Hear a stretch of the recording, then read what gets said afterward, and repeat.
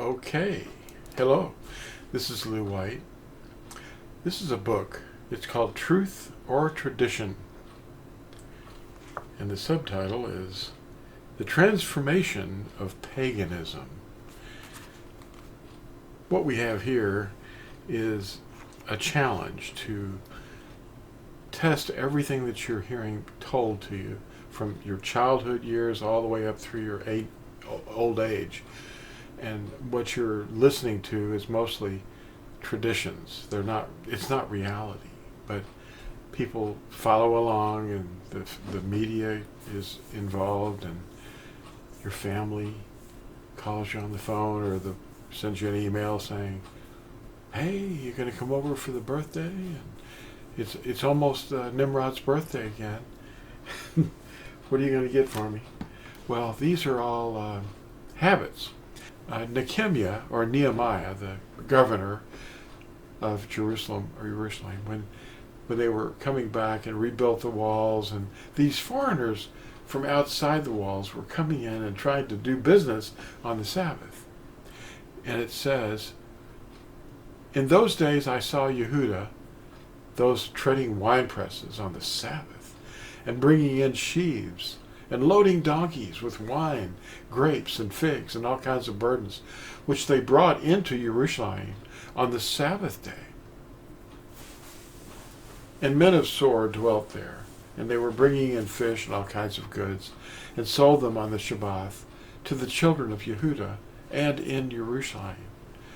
Then I contended with the nobles of Yahudah and said to them, what evil matter is this that you are doing, profaning the Shabbath day? Did not your fathers do the same, so that our Elohim brought all this evil on us and on this city?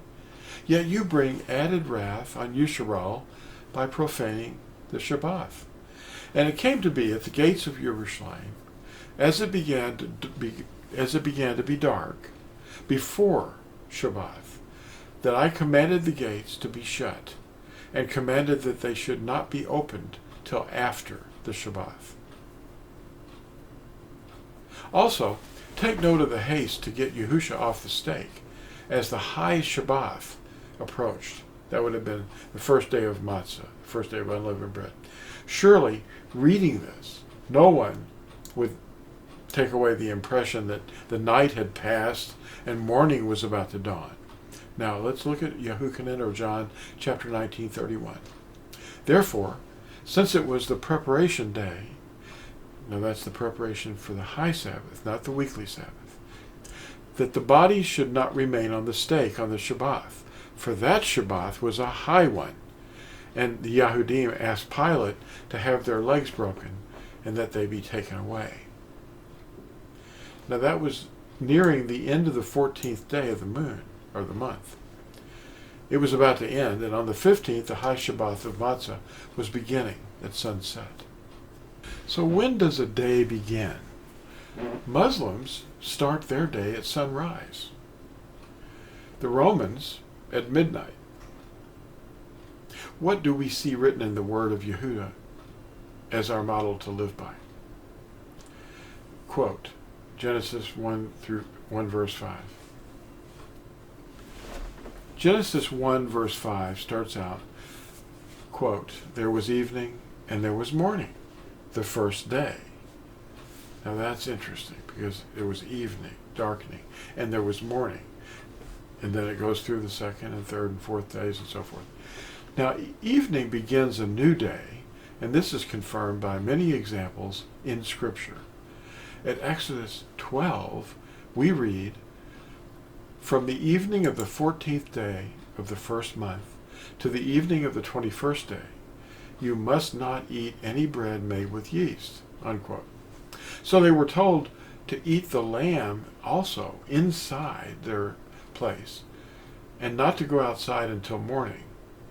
The lamb was not eaten at breakfast, but eaten during darkness. The messenger of Yahuah went out that same night to kill all the firstborn of men and animals. Yahusha died late in the day on the 14th of the first month, a preparation day for Matzah.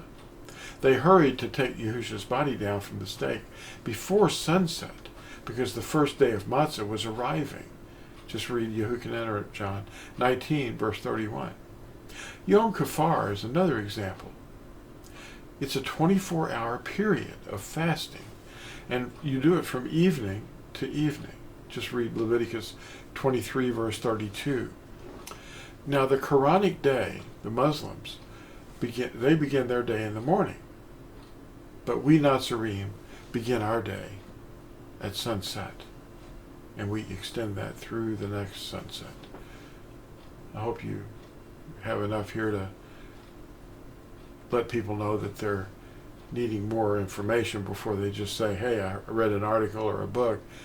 But pick up a copy of Truth or Tradition, and we cover some of that material in this book. And you can get this at Amazon.com. You can get the ebook too in a matter of a second. It'll just download into your phone or your computer. Thanks for watching, and we'll talk to you in the next video. Bye now.